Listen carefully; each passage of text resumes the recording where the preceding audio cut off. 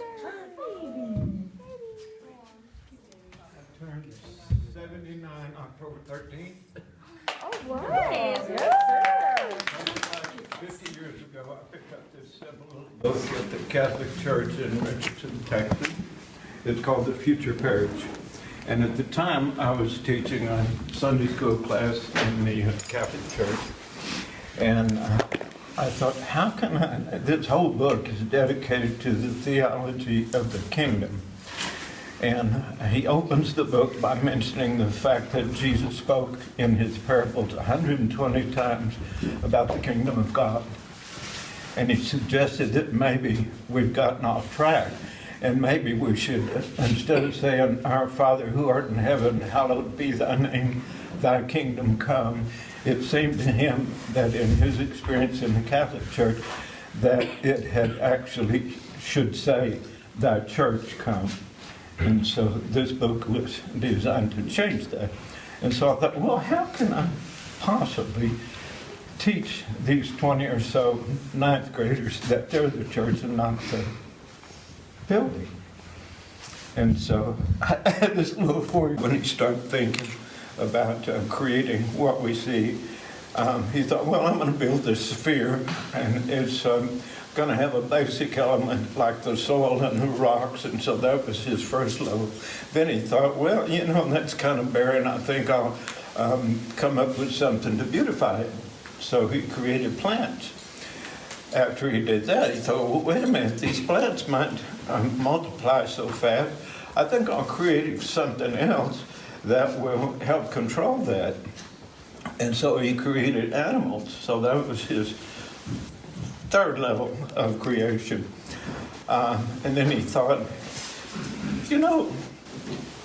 this could kind of get out of hand also. I'm going to create someone with an intelligence so that they can help control all these different elements that I just created. So he created man. And so I thought, okay. And so my little girl, she would take a rock to each student, and she would hand it to them, and they'd say, Susie, this is a rock. And she'd say, fine. She did that to every kid. Then she would take a plant, same thing. And we experienced the Animal Express since we've been here. So she would take a parakeet or a hamster, and they'd have to touch it. And they'd say, Susie, that's an animal. And then she'd walk around and she'd say, I'm Susie Mages. I'm the highest level of God's creation. And she did that to every single one of them, this little 4-year-old girl. And so that got everybody's attention. So at that point, we would say, does it make sense that God, in his majesty, would choose to live in a rock? That's where we put him, in these rocks stacked up to form a church building. And so we would say at that point, maybe it makes better sense that God would choose to dwell in his highest form, man. And that's when Susie would introduce herself as the highest level. And so that was on a Friday. He'd be singing music and a 4-year-old little girl. And I brought my whole class and their friends and parents. Usually 50 or 100 people would show up. And so we did this. And I had never thought or even known that anyone had ever taken the Mass outside the Catholic Church building into a field. So this was on a Saturday afternoon. Monday morning, the phone rings. I pick up the phone. He said, this is Bishop Shakespeare. He said, I understand you had a little exercise at my church in Richardson this weekend. And I thought, oh boy, he's going to kick me out of the church. And so I was just shaking. He said, do you have a pen and paper? And I said, yeah. He said, write down these 7 Catholic parishes in Dallas Fort Worth. I want you and your little girls to put this program on in every one of them. And it just blew my mind. So we started that program, and the Episcopal Church found out about it, and they called me. It's in Richardson, Church of the Epiphany. And they said, the pastor said, Del, our church is split. And we're having a lot of problems with people that don't want to move to Plano and be separated from their church. Could you come over here with your little girl and try to teach them? It's them, it's the people, not the building. And I said, sure, we'll do that. So we go over there and we put the program on for adults. And then the church split. And he called me 6 months later and he said, Del, he said, the church is now split and our youth program fell apart. Is there any possible way I could get you and Susie over here to put on the program for teenagers and see if we can get things back in harmony? I said, sure, we'll do that. So in the process of us talking, I said, you know, I've been involved in a Cursillo movement with, and it's a 3-day retreat for adults. I wonder if it's possible that we could take the techniques, the talks, and the experiences of the Cursillo and start a teenage program doing the same thing and tie it with the theology of the kingdom. And he said, yeah, that might work. So I gathered up all the talks, and oddly enough, most of the talks 50 years ago were the same talks that y'all just heard the last 2 or 3 days. But anyway, I gathered up all the talks, and I got the manual for the 3-day Cursillo retreat. And my little girl and I got in the car to go to Episcopal Church of the Epiphany one Saturday morning.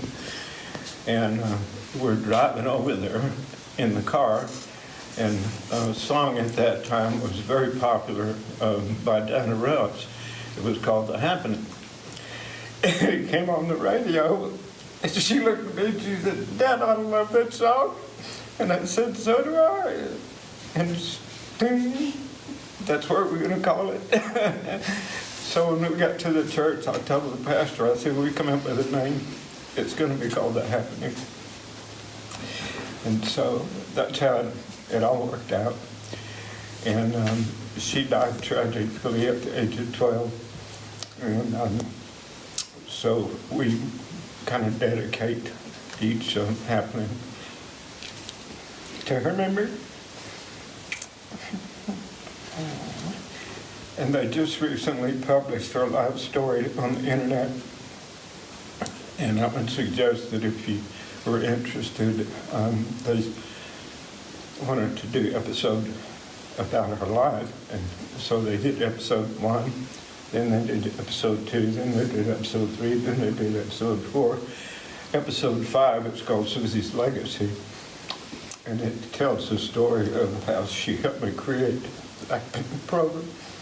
So I would suggest that if you just Google Susie Mages episode 1 or episode 5, I think give you some insight as to how this all came about.